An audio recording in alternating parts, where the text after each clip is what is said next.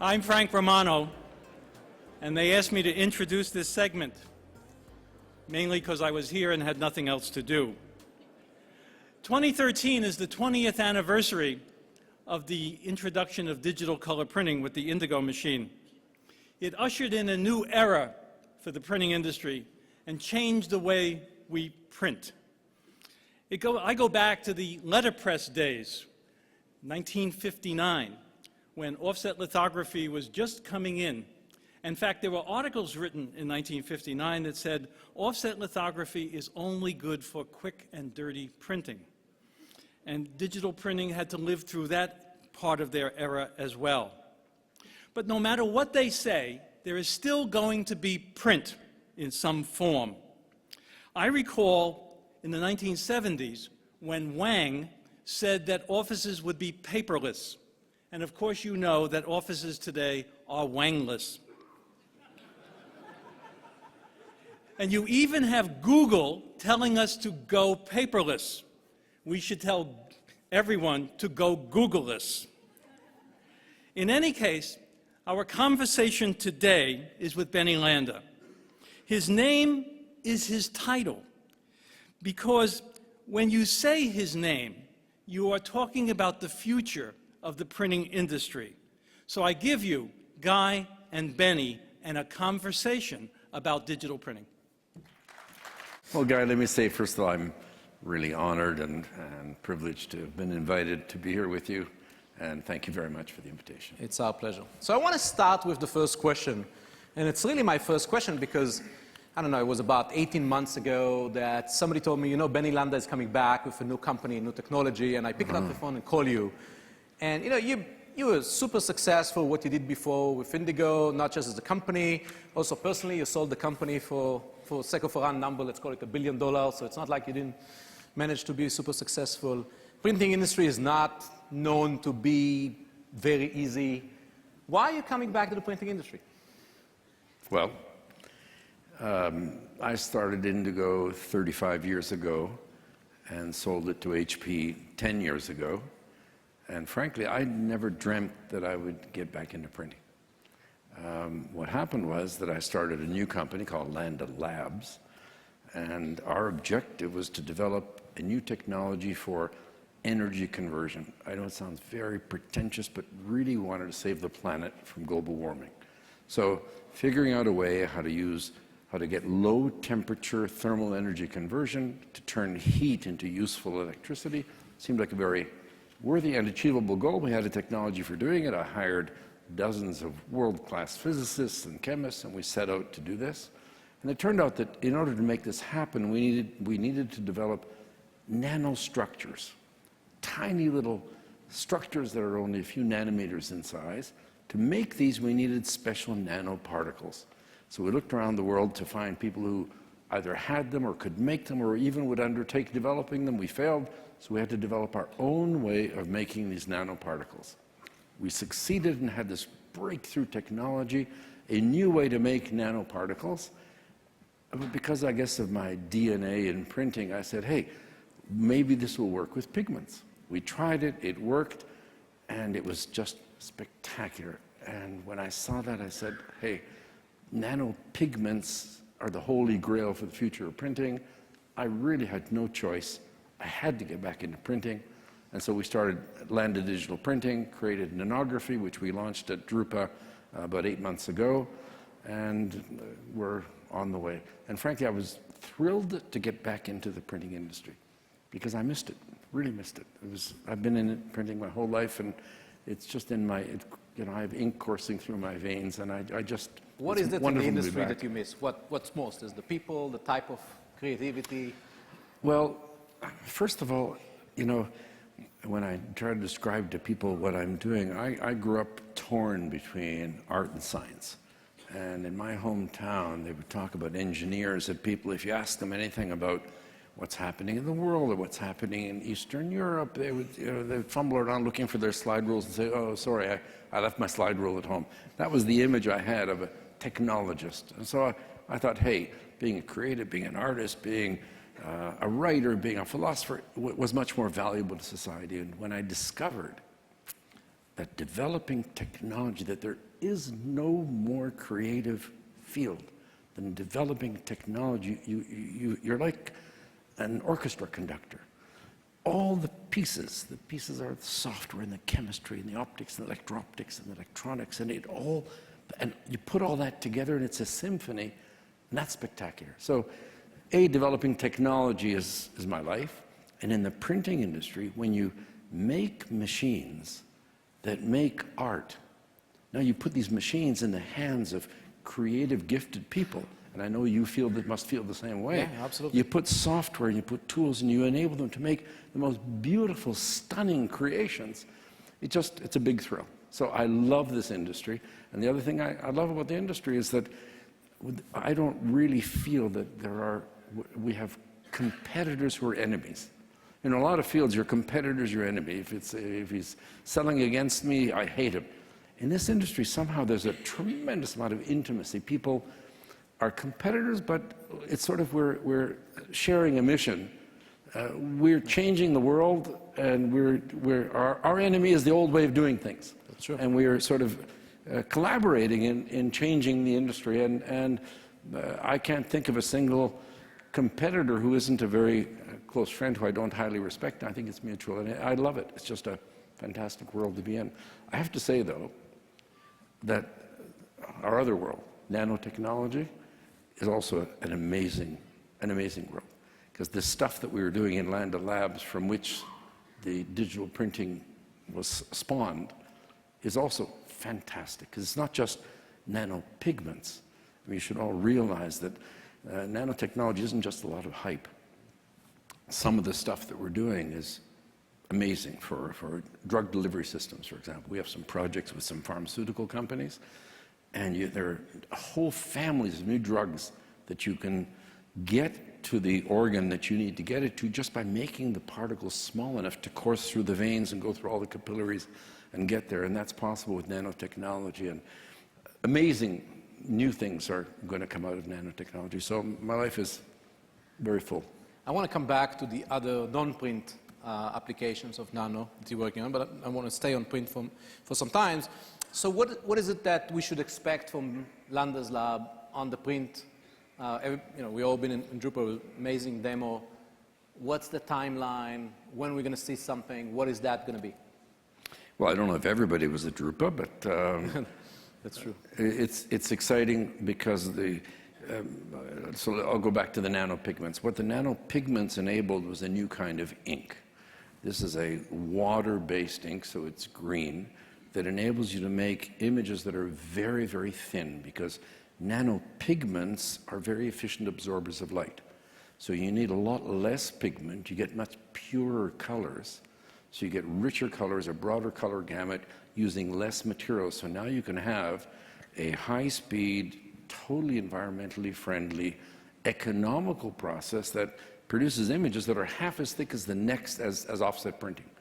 And in the end, the cost of printing is really determined by how much stuff you use in the printing process, how much material you use. So this opened the door to high-speed, high-quality, low-cost digital printing. And so what you can expect from us is a new category of printing, which is digital printing for mainstream. So until now, digital printing has been focused primarily on very short run lengths or personalized products. For example, in the photo album space, I think 80–85% of the world's photo albums are all produced on indigos. And they're fantastic. High quality, the ultimate in personalization.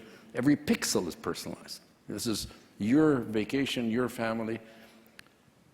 But digital printing has only accounted for 2% of all the pages. It hasn't been able to penetrate the mainstream because of the economics. And the mainstream, of course, is offset.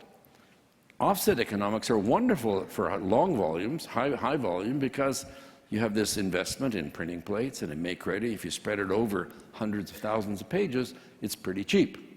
But now, since the market is driving towards only a few thousand shorter runs, neither offset can be profitable, nor digital can be profitable, and that's where nanography comes in. It's a very high-speed digital printing technology that enables economic production of mainstream printing. So large formats, high speed, and that's really where I guess the heavy lifting is done. You know, all of us come from all digital printing evolved from the office. And in the office, we started with letter-sized pages, and then went to 2 up, and the dream was to go to B2, to go to 4 up. That's coming from the office side, but from the commercial printing side, the mainstream commercial printing has always been very large formats, you know, B1, 8 up, and so that's where the technology needs to go. And right now we're alone in that space, and we don't see any other technology on the horizon that's going to share that space with us. So we don't relate to the other digital printing technologies or companies as our head-to-head competitors, but rather collaborators in converting the industry to digital. So I want to go back to the landscape in a second and the competition, but first just on the time horizon. So when will be the printer, if somebody wants to buy it, when do you expect to have your first printer available? We expect to ship our first machines into our beta customers at the very end of this year. 2013. End of 2013. And then you're going to take some time to test it. And well, the testing takes place before it goes into the customer. To see that they're successful with this. Absolutely. 2014 will be a year of rising volumes, and then full-scale high-end There's going to be production. few models. It's not going to be just one. That's right. Yeah. Yes. We showed at Drupa, we showed 7 models. 7 models. Sheet-fed and web, from small B3 machines all the way up to the big B1 machines, and wide format web machines for packaging. So the entire range. But of course, we will start with our first introductions, which will be our large format sheet machines. Okay. And that's going to be the end of this year. That'll be the end of this year. The beta sites were picked already, or? We have quite a number of customers in beta sites. At Drupa, we took about 430 orders. These were LOIs with a requirement for deposits, so that these were serious customers. Sure. And from all of those, we're selecting our beta sites now. Some will be in the States, some will be in Europe. Yep. So I want to ask you just a question about testing. We just met a few customers, and one says, my father 25 years ago was one of the first to buy Indigo from you. Right. And he said he bought 2. Yeah. He says, because at that time we had to buy 2 to make sure we can run up. So that was at least the perception back in the early Indigo's days. So first of all, you can correct it for all of us here. But if that's the case, if you think that this time is going to be different, it's going to be much more reliable, or people will have to buy 2 to begin with? First of all, they had to buy 2, not because of the reliability. They had to buy 2 because we couldn't afford to sell them less than 2. And the reason we couldn't afford it is, they used to say about the Indigo machines, you buy 2 machines, you get 3 crates. 2 big ones and a smaller one with breathing holes. The one with the breathing holes came with a full-time technician to take care of these 2 machines. So to pay for a full-time technician, you had to have 2 machines. So, but you know, you may laugh, and it really was an extraordinary strategy, but it's what built Indigo. It's what created Indigo. Because how does a company start without a global service organization, without a support organization, without warehouses all over the world? How do you take orders from Des Moines, Iowa, and Buenos Aires, and anywhere in the world? Well, you don't need those organizations in place to begin with if the machines come with their own service personnel. So the service guy went with the machines, trained the customers' operators, and when in the same location we shipped additional machines, he was able to service those machines as well. But I think in 2013, it's illegal to send a technician inside a crate. So what's the plan for the new printers? You have to buy 2 with the technician, or you can buy 1 without technician? Neither. Are you ready? I'm ready. You can buy only 1, but you get the guy. You get the guy. It's the same strategy. We intend to ship all of our machines with personnel who will train the customer's operator, train the customer, and over time that person will be servicing additional machines, and it's a great strategy. See, but the other thing that's different is that in those days, it's true that we shipped 2 machines, and lucky because they weren't really that reliable. See, over the years, I've learned a few things, and I've made every mistake that's possible to make. And I can share with you some mistakes I made that I don't think you made, but it's I'll make them yet. okay. Yeah. So today I'm making new mistakes, Okay, good. but try not to make the same old ones. And the mistake we made when we first started shipping the machines is we didn't know, we didn't realize, A, the market wasn't ready for digital. There was no demand from the end users. And nobody ever heard of digital, so of course there was no demand. The customers or service providers, they didn't know what to do with digital, and they didn't know how to create the market. These were not marketing companies. These are companies who were accustomed to somebody knocking on the door and saying, hey, can you print this for me, please? So they're accustomed to, they didn't even have sales forces for the most part. To them, marketing was putting a sign in the window saying, digital printing here. So they couldn't create the demand. And even those who could, the machines weren't reliable enough for them to build on, even if they had. Because in digital, you need to be up all the time. It's on demand. You can't wait 2 days to have the service engineer show up to fix the machine because you're promising the job delivered in 3 hours. So we made all those mistakes, and it took years to fix them. In the end, they were all fixed, and as everybody knows, it's all history. Indigo now is a billion-dollar business, and it's the market leader, 60% market share, and all the like. So this time we've learned that lesson as well, and the products won't ship to customers without being of highest offset quality and high reliability. So we're taking it nice and easy, nice and slow. Excellent. So I like how you said that in this industry, the competitors are bonding together. But at the end of the day, when those images that are going to be printed on the Landa printer is going to be, if they're not on Landa printer, they are printed somewhere else. So you'll be competing on those images with either other digital machine or with offset. Who is that customers will have to make a decision between offset, Landa printer, or it will be more of the other inkjet, big one, or maybe Indigo? Or Xerox? Guy, well, I don't really see it that way. And the reason is that today, the pain that the commercial printers are suffering, and the reason many of them don't make any money, there's a lot of companies going out of business, there's a lot of consolidation, and the reason is that their customers are driving them to shorter and shorter run lengths, and they can't make any money.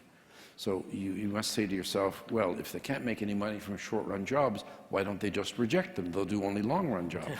If they do that, then their customers will go to somebody else, and they'll lose them. So they have to do the short-run jobs, even if they lose money on them. That's where the pain is. Today, over half of the jobs are already under 5,000 B1 sheets. And that's a tremendous proportion of work which the commercial printers simply can't make money on. So it is, and because offset can't deliver the economics. So when I say we're not competing against offset, because offsets can be around for a very long time for the very long run length jobs, but we're complementing offset for this mainstream short to medium run lengths where offset cannot play. But the other digital technologies can't play there either. So no offset press owner who wants to go for this space is going to be wringing his hands saying, oh, do I buy a Landa or an iGen or an Indigo or something else? The others can't play in this space. Just the same as they're not going to be saying, if I do photo albums or short-run label printing, oh, do I buy an Indigo or do I buy a Landa? Every technology has its sweet spot. And for Indigo, the sweet spot is really the high-quality, personalized, short-run, customized jobs. For us, the sweet spot is mainstream offset printing in that area where offset is not profitable. So it really isn't that way. Okay. You mentioned the offset. You also announced a Drupa partnership with Komori and some other companies. Is this also coming in? Some other companies like Heidelberg. Heidelberg, example. Yes. Yes. So is this also coming in the next 12 months, or that's maybe a little on?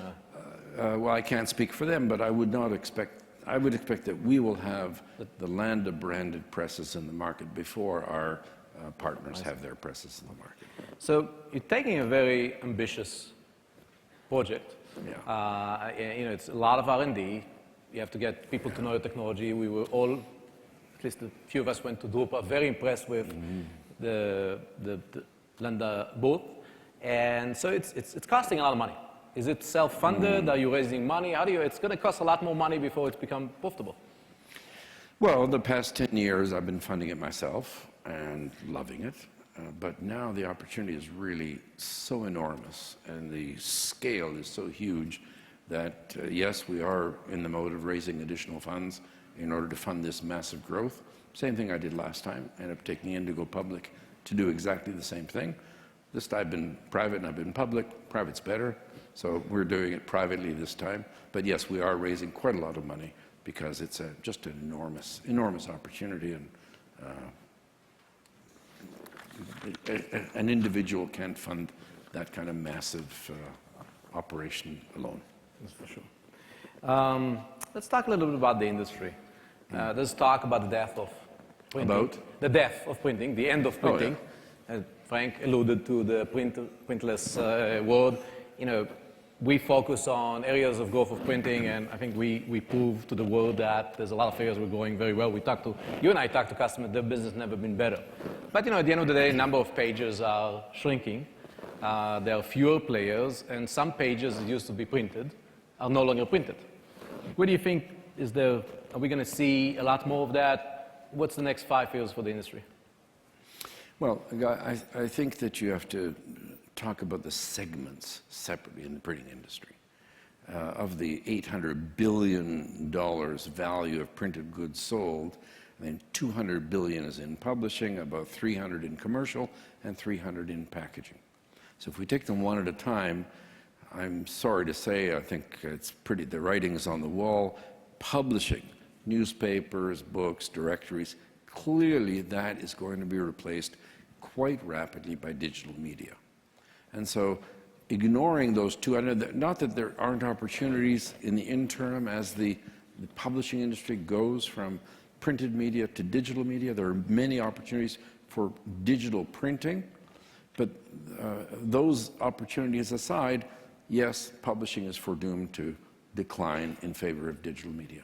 However, commercial printing is in the West declining very slowly, and it'll continue to decline very slowly. In the developing world, it's growing, and so overall, it's more or less staying at that size. And I think it's going to stay that way for a very long time. And the reason is very simple. Printing is 600 years old, and man has been communicating on paper for 5,000 years. When 7 billion people communicate with paper for such a long time, it's such a deep-rooted part of the culture. The color, the taste, the feel, the texture, you can express your emotions, you can tear paper, you can burn it, you can fold it, you can keep it, it's intimate. There's so many cultural aspects to paper that it's not going to go away overnight. So commercial printing is going to be around for a very, very long time. Also, you can push with paper. You can push through the mail.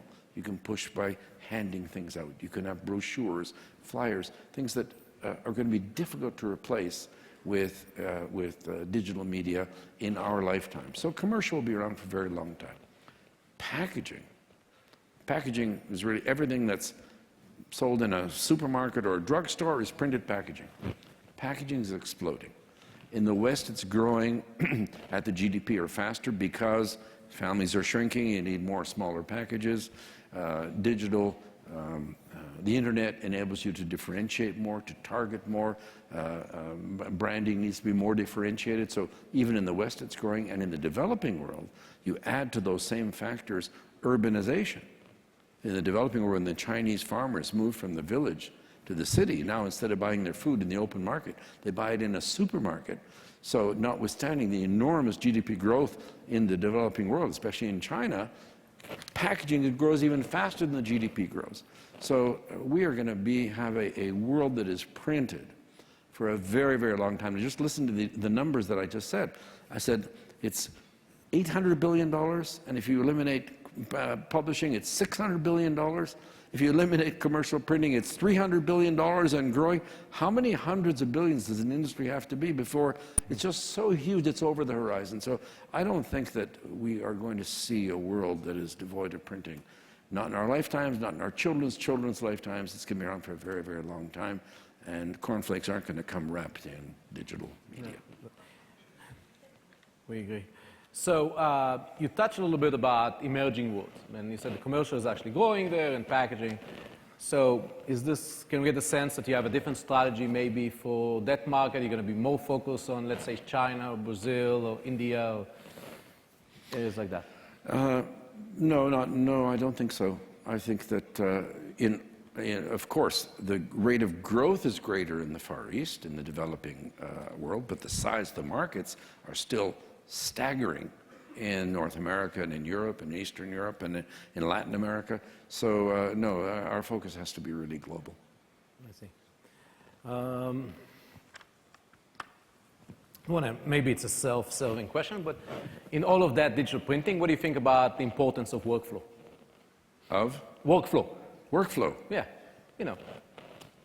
You really picked the right guy. I'll tell you, everything I know about workflow, I learned this morning from a presentation. Udi Arieli has this animated thing. It was really quite fantastic. Lucky I saw it, I wouldn't be prepared to answer your question. But it wasn't a short presentation, let me guess that. I don't know, it was a long, no, it was, and there are 7 chapters, and it's and wonderful graphics, and I suggest you all see it. But ask me another question. The workflow, this is not my... You know, as Ronald Reagan said when he was asked about something about the wall in Eastern Europe, he said, listen, it's not my field. So it's not my field. It's not my strength. So I want to go back to Landa and Ventures Labs and you. Right. And you mentioned you came back because your experience of printing was so good. But you started Indigo way before that. What was the first reason you got drawn to the world of printing? Well, I think I was born in printing. I mean, I feel like I was born in printing. Some of us feel like that too. I don't remember. I mean, from the time I was a child, I was involved in imaging. My father, my family were immigrants. I was born in Poland. We moved to Canada after the war. And I was born after the war. My parents were Holocaust survivors. So we moved to Canada, and my father was a carpenter.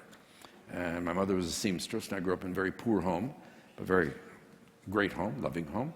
And my father, after a while, sold his carpentry tools and bought a cigar store, tobacco store, magazines, cigarettes.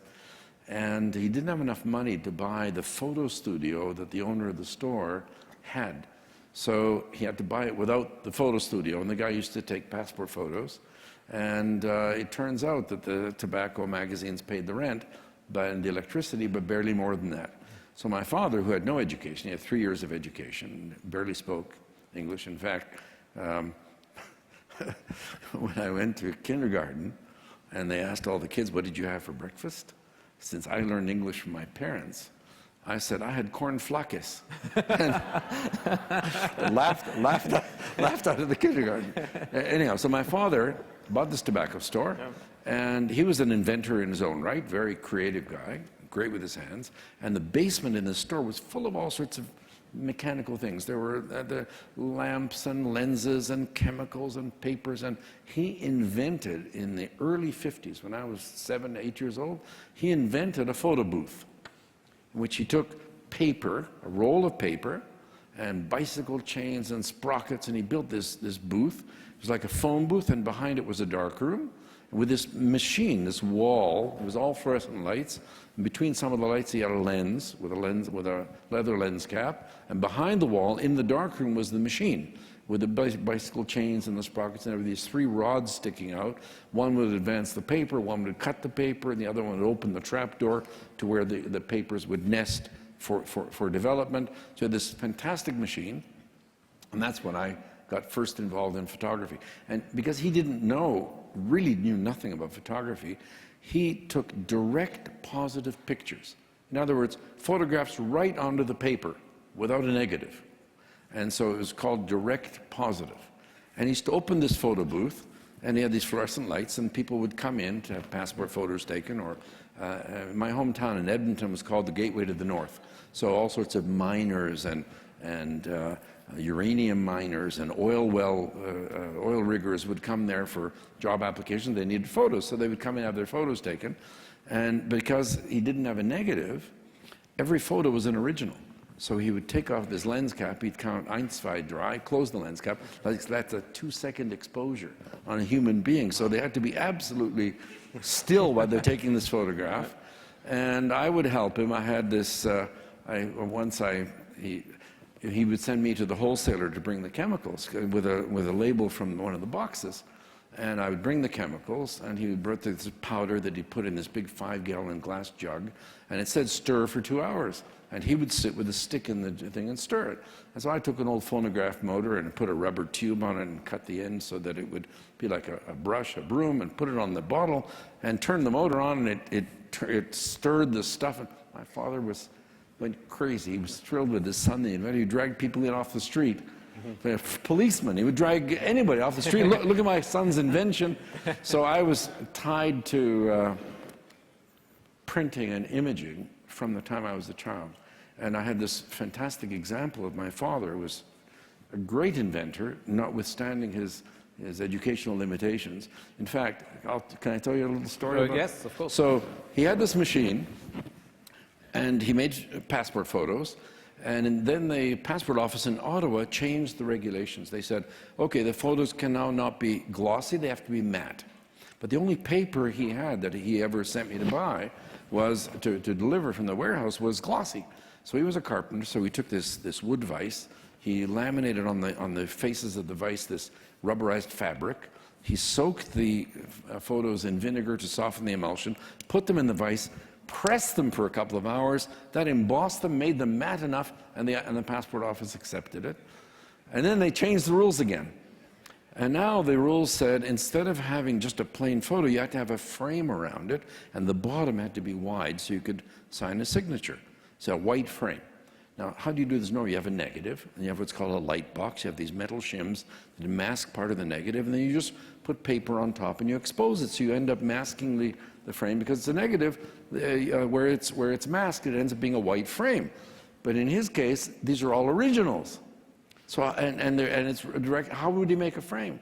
But he was a carpenter, so what he did, he took a huge sheet of plywood, cut a frame in it, painted it white, hung it by chains from the ceiling, and every time somebody came in to have their picture taken, he'd pull this frame aside, people would sit in there, they're sticking their heads in their bodies in this torso in the frame, he'd photograph them together with the frame, and it worked. I'll have to tell you another story. Yes. So one day, we get a letter, because on the back of each photo was a stamp from the store. So we got a letter from the patent office, and he said, "Dear sir, I got one of your passport photos, and I'm not writing in my official capacity as a clerk in the Canadian passport office, but I too am an amateur photography, and I love trick photography, and I have to ask you, how did you do the photo in which the tie was outside the frame?"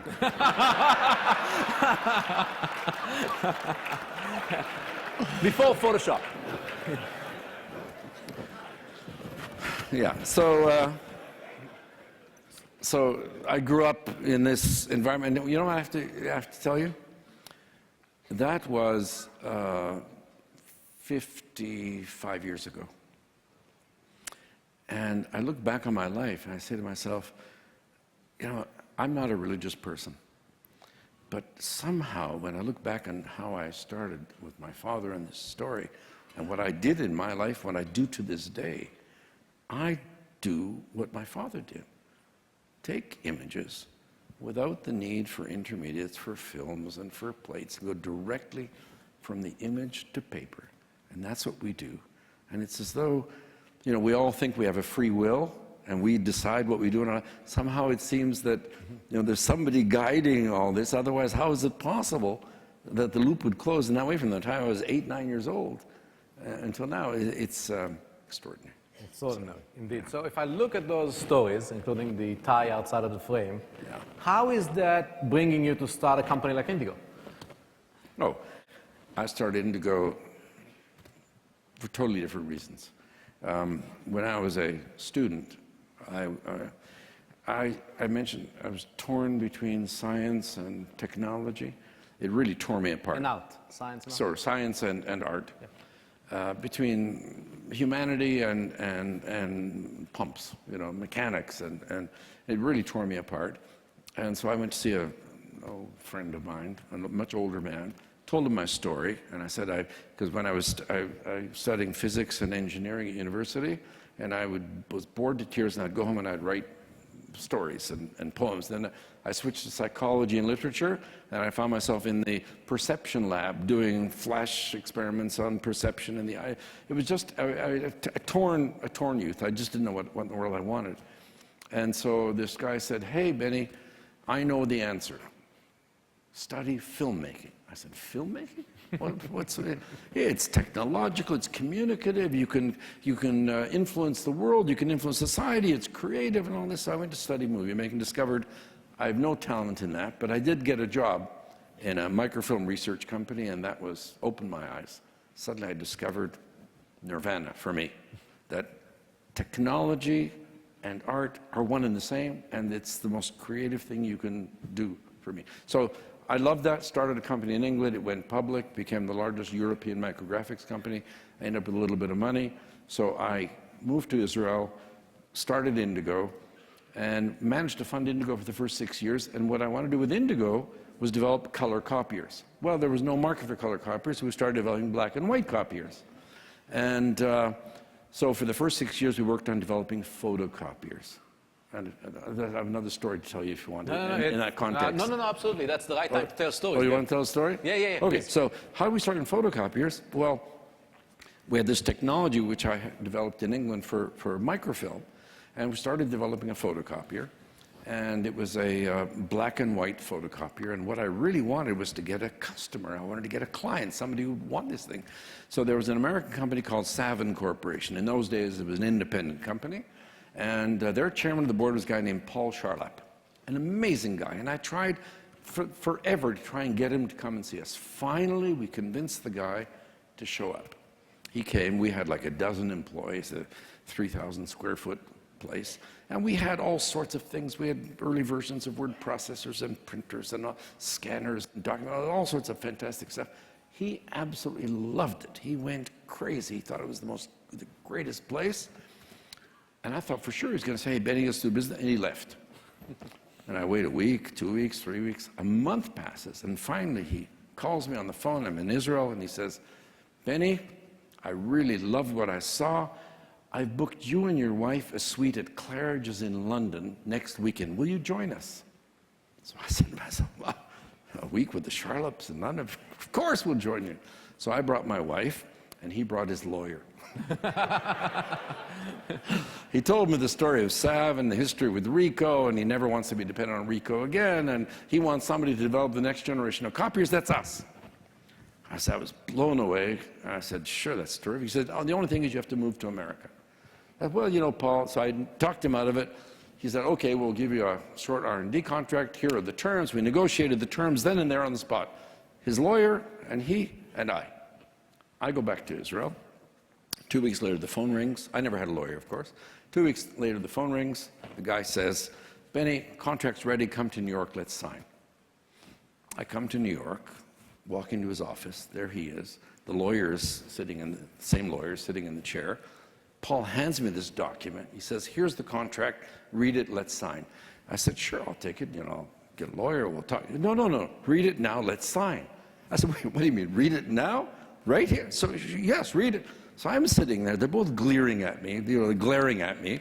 And I'm sitting there starting to read one page at a time. I get to like the third page. I guess I blanched. I said to him, "Paul, you know, there's something wrong here. The terms in this contract are not what we had negotiated. These are much more favorable for us than the deal we negotiated." And he said to me, "Yeah, I know, Benny. The problem with you is you don't know how to negotiate, and I have to do it for both of us." The reason I tell you this story is that gesture won my heart, and he and I became the closest of intimate friends till the day he died. And it was such a life lesson that he taught me, which was the best deal you can do in life is not the deal which, on the face of it, is the best deal, but the one in which the other side feels that they're getting the best deal. And over time I learned it doesn't matter if the other side is a vendor, a customer, an employee, a boss, a spouse, it always works. The other side has to get the best deal. And that became the cornerstone philosophy of Indigo. No, I want you to remember that if we ever negotiate anything.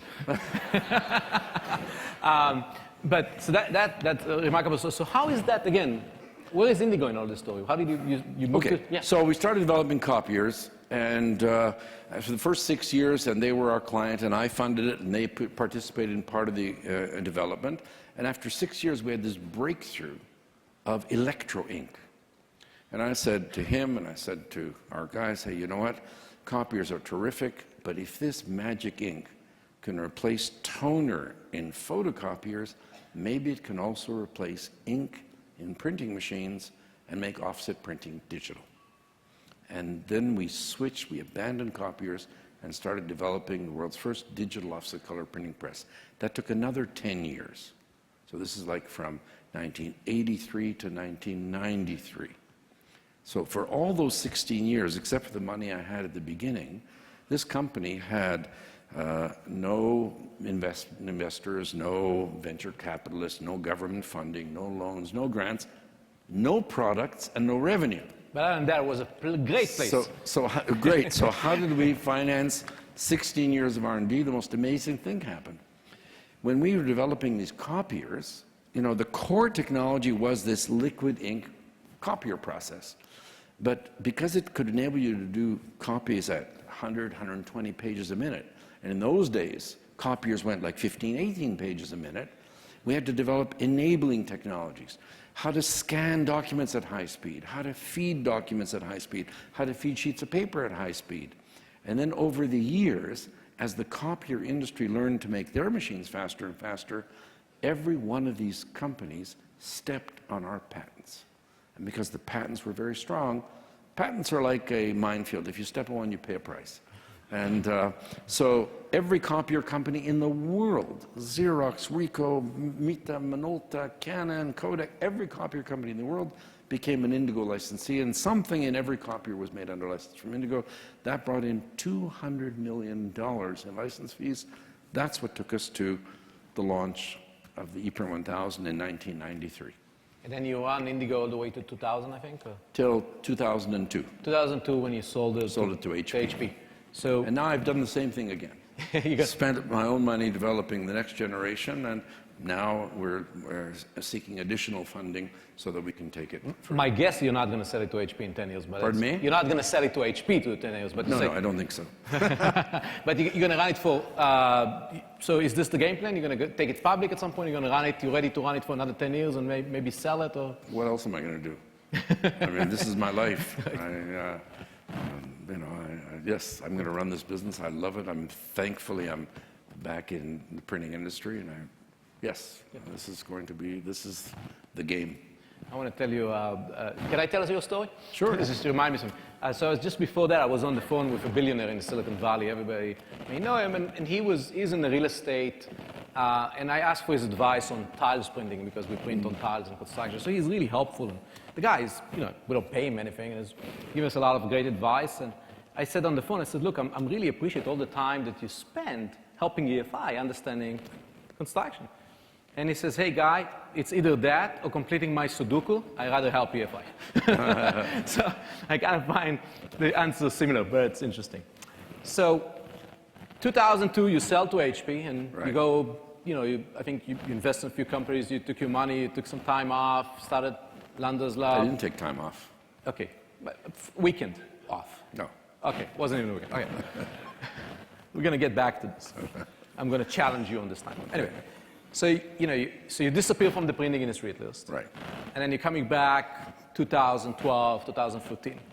What changed in the industry? I mean, you have a great opportunity because to reflect on this because you were gone and now you come back. Is the industry the same? Or? No, of course not. Look, 15 years ago, 10 years ago, the industry was still booming. And if you look at the major players in the industry, not just the customers, but the vendors, they've been decimated, especially the past 5 years, but also the past 10 years. The leading press vendors, I mean, for 600 years, the top 3 printing companies in the world were German companies, Heidelberg, Manroland, KBA. Manroland's gone bankrupt. Heidelberg in the past 5 years has lost half of its revenue and 97% of its stock price. The industry is decimated as a reflection of, I think, the customer reality. The customer reality is that because of the fear of digital media, because of the poor economy, because of the fear that buying an offset press is going to be an obsolete investment, customers aren't buying. And it's not that the capacity isn't needed, it is needed.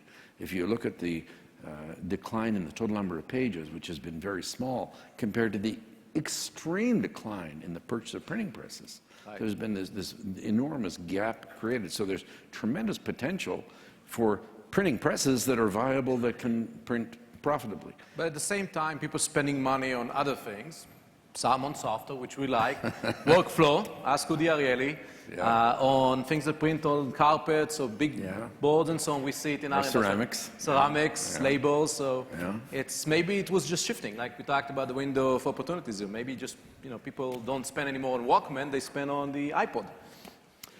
Yes, but I mean, printing is so vast that, and it will continue, that you can't have. It's like when there was this big gap between the interest rates and the prime. So these things in the end have to close. Okay. And so you can't have a sustained period where commercial printers just don't buy printing equipment, and the volumes continue to be the same or grow. So that's going to have to change. But I think the big issue is, what are they going to buy? And there's still a huge opportunity in capital equipment, in printing, which is where we are. But another thing that has changed dramatically, and we see it now especially in the past couple of years, is the nature of the customers has changed. In those days when we were selling 2 boxes, our presses sold for $350,000, $400,000, $500,000. Today, digital presses, the high-end presses, sell for a lot more money, and the customer base has changed. Because of all these consolidations and smaller companies going out of business, now you don't have, for a press like ours, you don't have 400,000 customers like we had for the original presses.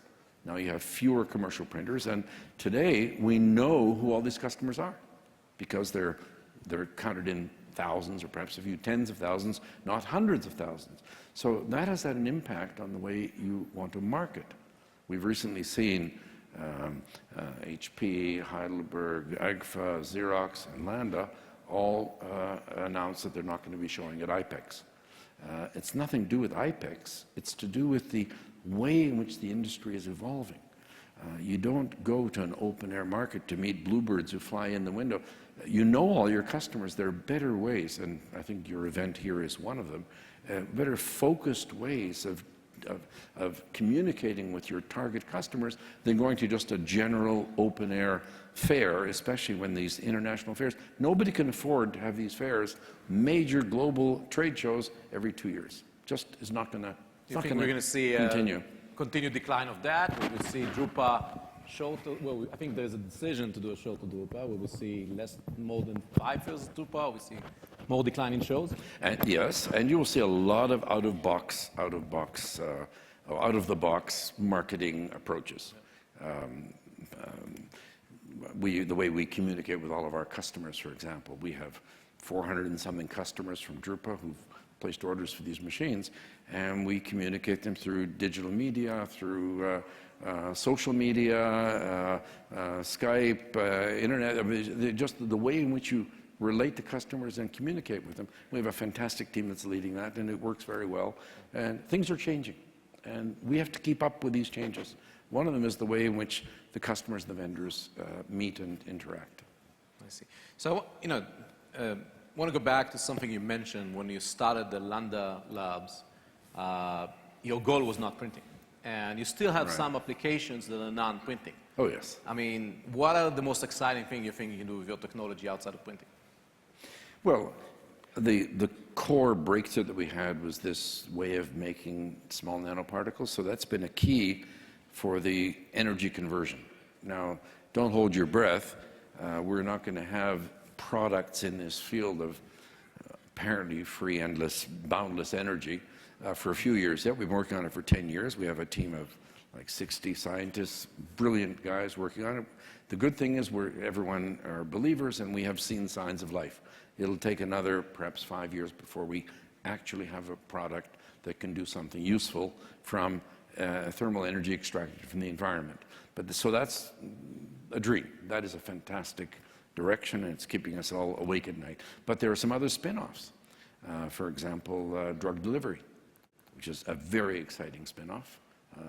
Cancer medications and others that can be delivered much more effectively through nanoparticles that can target the organs rather than, because some drugs just aren't soluble in water. You can't dissolve them to get into the bloodstream. The only way you can get them there is to make them small enough to get to the target organ. So that's very exciting. Then there's, we have one spin-off that's fantastic. It's already using this nanotechnology, and I can tell you about it. It's a secret. So Among friends, that's if none of you tell, I can promise you won't say anything. I can share the secret with you. Actually, I'll give you a hint first. Everything that can become digital will become digital. Hair color is no exception. We have a technology, a subsidiary company, that is digitizing hair color. Now, you might be surprised. I always wanted to have red. Well, I have to tell you, almost all of the women in the world color their hair. No. Every one of them is unhappy with the results, yes. And that's the opportunity.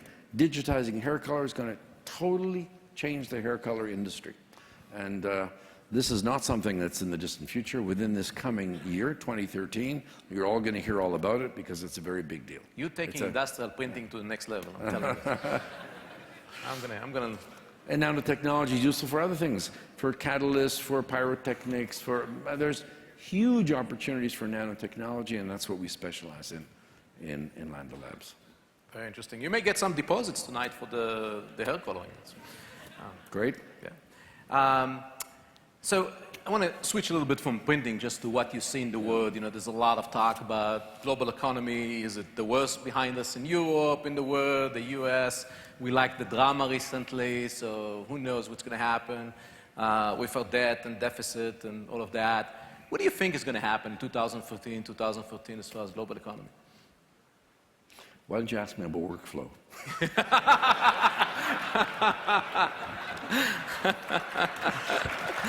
That's a good one. Next question. All right, I'll try another topic. No clue. No clue. No. I think, okay, well, Udi, I think, has a chapter 8 about it. So, I know that it's a topic that you care about, and it's a big topic in the US, and the issue is inequality. And it actually got a lot worse because of the technology we have around, because it helped more educated people, people that are closer to the action, whether it's worsted and so on, to become a lot richer, and actually people that were born, unfortunately, to families that couldn't afford education in many cases, got away from where the money is, at least in the US, as manufacturing job left the US. I think it's a big deal for the US. I know you care a lot about it. Israel was in the news because there was actually demonstrations about how expensive the real estate is. So what's the story there? What do you think about it? What are you doing about it? What should we think? What should we all do about it? Well, I can't comment about inequality in America. I don't know it firsthand. In Israel, we have a very serious situation of huge growing socioeconomic gaps between the educated and the less educated, between the establishment and the new immigrants. Israeli Arab community, for example, is really left behind and not developing at the same rate as the rest of the society. And no society can leave entire segments behind. And so we have a fund called the Landa Fund. In fact, Mimi Sella is right here. She runs the Landa Fund for us. And while we're there, that's Ila Bialystok, who runs our marketing, and Christoph, who runs our U.S. sales, and Kobe, where are you? It doesn't matter. Kobe Ulmer there is a worldwide director of sales. And if you want to meet them later, by all means do. And I say that because I apologize, I'm not going to be here. And if anybody does want to learn more, our guys are here In the front row, you can meet them all later. But what I started saying is that in Israel, the socioeconomic gaps, in my opinion, you know, before I moved to Israel, I thought, hey, the big threat to the future of Israel was the external threat, the exogenous threat. You know, enemies from without Iran, the Arab countries surrounding it. That isn't the biggest threat that we've had. The biggest threat we face is the internal inequalities in our society. So we have, for the past 10 years, we've had a huge focused effort on trying to close these gaps. And so our fund is called the Landa Fund for Equal Opportunity Through Education. We identify what we call youth of privileged minds and underprivileged means. Kids who have the potential to do great things, but live in communities where they don't have the support, where they don't have the money. They're just unable to get to university, and we put them through college, and we've had thousands of kids. We've invested over $50 million in the past 10 years, putting these kids from these communities who otherwise wouldn't have a chance, and we just give them life. And it's a fantastic program. Thank you. Thank you. So now on the other side of this, you know, there's a lot of money in Israel, a lot of wealth, because Israel is such a hub for high tech. Yeah. And I get this question a lot, and I have an answer, but I'd love to hear your answers. And the question is, what makes Israel, a relatively small country, #2 country as far as companies on NASDAQ, in some years, in the last few years, there were more VC money going to Israel than the entire European continent. Yeah. Why Israel? Well, I don't think I have a monopoly on the answer. I have my own view as to why it is. I'd be eager to hear what your opinion is. But I think there are a number of factors which converge to make Israel really quite an extraordinary place in that regard. I think one of them, related to the last question, is the fact that every Israeli child, from the day he's born, from the day he understands, knows that he's going to spend, men 3 years and women 2 years, serving his country. America is fortunate to have a volunteer army. Israel, we have conscription. Every citizen serves in the army. And when you grow up in that environment, there's a very deep psychological learning that you have from that, which is, hey, there's something in life, unquestioned, that you know you are destined to do. It's nothing to do with yourself, your family, your bank account, your career. There's a higher purpose than just yourself in life. And when the kid gets to the army, here's an army that is a military service that is among the technologically most advanced, perhaps the most advanced in the world. So they're exposed very early on to the most advanced technology, from code-breaking software to communications. And so you combine those two in a country that has just chutzpah. Chutzpah means just nerve, just disrespect. I mean, there's something, it's a lack of acceptance of convention, of authority, of red lights, of, you know, and Israelis just do not, they just do not accept. You know, there was a stand-up, there's a Jewish New York comedian, a racist comedian who called Jackie Mason. I'm sure some of you have heard him. So he came to Israel, did a stand-up, and he said, you know, I've only been here a week, but already I can tell you, I really feel sorry for the CEOs in this country. He said, you ask an American about his CEO, and he says, oh, we're following his vision. We're following her direction. You ask an Israeli about his CEO, he says, him, that schmuck, what does he know? Lucky he's got me. So that happened actually in America too. So there's a lack of acceptance of the establishment, lack of acceptance of authority, and lack of acceptance of facts. So if you don't accept that, hey, this is the way things are done, you think out of the box. You think differently, and I'm entitled to do things differently than the way things are done. So innovation, being a maverick, thinking out of the box, I think that's a really Israeli characteristic, very much in common with Americans, but I think even more liberated, because Americans are a little more respectful than Israelis. So I think all of that combined makes Israel a real hotbed for technology. That's normally very close to what I would say. The other thing in the army is you learn to take risk because sometimes you have to. The worst thing is not to do anything. And compared to the risk in the army, risk in business seems very trivial. Right. And then the element of leadership. I went to an officer's school. I learned so much about leadership. I don't think in any MBA school I learned so much. I owe a lot to what I did there. At that time, I was miserable, but now, after that, I learned a lot. And so I think you learn a lot from that, and that's definitely... Well, they say that Israelis are now developing more Western ideas and being less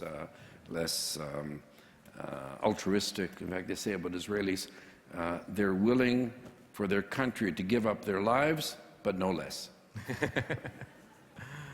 I have some other Israeli jokes, but for another time. Anyway, they say that we Israelis are extremely good listeners, especially when we talk. But you and I are showing today that we listen. So you talked about high tech in Israel, but also for printing. You know, Indigo came from Israel, Cytex, EFI Arazi, the founder of EFI, also founded Cytex. There's a lot of printing innovation. Is there any connection, or it's just by accident? Well, I think if you look at Silicon Valley, you know, all the electronics industry spawned with Fairchild and then Intel, and one company spawned another. I think the same thing happened in Israel. It started with EFI Arazi, with Cytex, and then he also formed EFI, of course. And there were spin-offs. There was Aprion. There were Noor ended up in part a spin-off from EFI, and Indigo started in printing. Right. I mean, from Cytex. Cytex was in pre-press. Indigo was the first one in printing, and then there are spin-offs from Indigo and Cytex. Well, for example, XMPi, that's the old bought later. XMPi, Scodex is Indigo and Noor. Hycon is Indigo. So it's sort of one. What is? It's just because there is a legacy. It's because it started with you and EFI, and now it's just people follow that.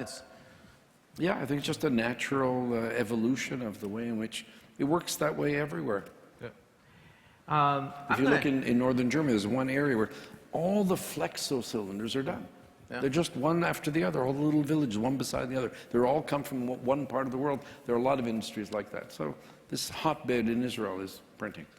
I'm going to talk to you about risk-taking. I'm going to take a risk with you and ask you a question that there is a 50-50 at least chance you're going to tell me, ask you about workflow. So you talk about, I tried to get you to talk about global economy, and you talked about the external, in a different answer, external risk to Israel. There's one thing that could impact the global economy is if Israel decides to take decisive action against Iran. Mm-hmm. Do you think that will happen? Do you have any thoughts about that, or workflow? No, I clearly have thoughts about that. I think it would be, I hope it's not going to happen in the near future. I hope that Iran gets contained. But I can tell you one thing. If Iran is not contained, no responsible Israeli government would not take action.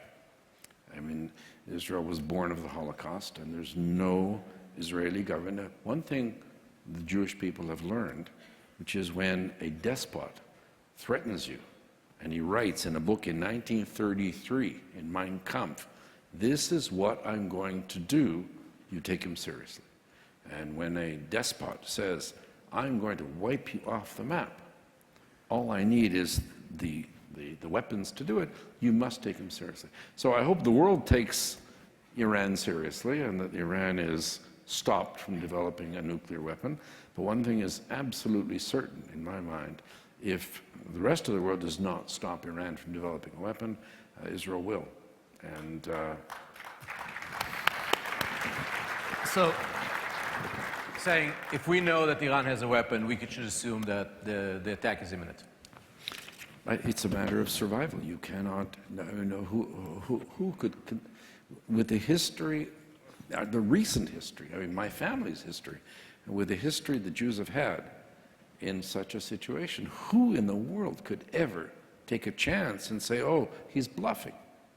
He can be bluffing when he doesn't have the means to deliver on his promise. But nobody, I mean, and I'm a left wing, So, no, but I don't think there's anyone who thinks that Israel should not act if that's the only choice. You know, I hope that America and others act before Israel needs to. Okay, it's very interesting. Better than workflow this time. Anyway, so I'm glad I took the risk on that. So I have my last question or topic, and I refuse to accept that you don't have a private life or personal life or hobbies.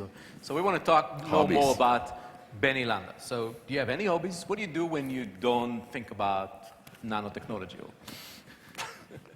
This is a trick question. I know it's a trick question, because I used to ask the question myself. Every time I would interview somebody, I would encourage them to talk about their work and what they do and all that. And then at the end of the interview, I would say to them, what, that's all you know is work? Don't you have a hobby? Don't you have a life? And if their eyes would light up and say, yes, I'm a golfer, I'm a sailor, thank you, interview's over. No, thank you, you're not for us.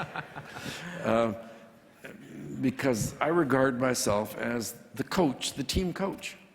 And yes, people are, you know, I want the other team to have the guys with the hobbies. I want my team, Sounds like you. for their hobby to be their work. For them to get up every morning, jump out of bed and say, oh, thank God it's a weekday. I get to do what I most love. And for me, you know, and people ask me, you know, are you going to retire? I am retired. I've been retired my whole life. I am doing what I most love. And I've been doing it my whole life, and I will never retire, and and I don't have hobbies, no. Okay, I'm going to try in a different way. By the way, some people I think that work for EFI may say, this is where he got the no life, only work, fun. Anyway. So do you have an iPod or MP3 player? I finally got an iPhone. But I'm not a gadget. So do you listen to music? Not much, no. When you listen, what do you listen to? Well, because my wife is crazy about, what's his name from Montreal? Help me out. Who? Who? Mike? You play? No. Who is it? We went to his concert in Venice. You know, what's his name? You're a big fan, no question. No, not big, my boy. So I listened to that. Okay. Leonard Cohen. Leonard Cohen. All right. Even I know. Right. So my wife is a Leonard Cohen freak, so I happen to listen to Leonard Cohen. Yeah. But I've had the same thing with sports. My brother used to listen to the radio all the time, and he used to listen to hockey. We grew up in Canada, and so I had another one of these cornflakes situations where all the guys in the class were saying, who's your favorite hockey player? And I never had any interest whatever in sports, but I hear the radio in the background all the time. So they got to me, I said, Frank Filchuk. And they started laughing. He was a referee. I knew his name. Was a good referee. So Leonard Cohen's my favorite musician. Was a good referee. Why criticize him? Okay, I will try in a different way. Do you read books? Yeah. Okay. What kind of books do you read? Books. Not nanotechnology, please. Some other books. Mostly I do read technology books and patents and science and a little bit of science fiction, but no. What books do you have? I mean, you have like a couple of names. No, you're really going to embarrass me. I'm not an intellectual. I mean, my wife is the book reader. I'm telling you, she listens to music, she reads books. She should be sitting right here now and answering your questions. We may need to talk to her. So what about movies? You watch movies?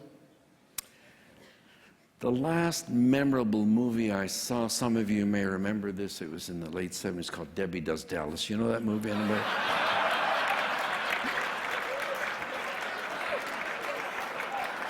So,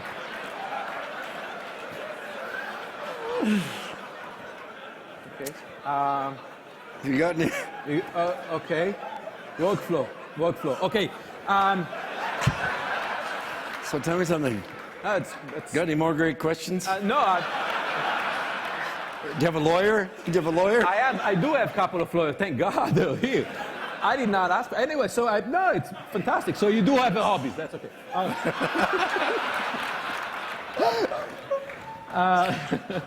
right. I don't think I can top that. Okay.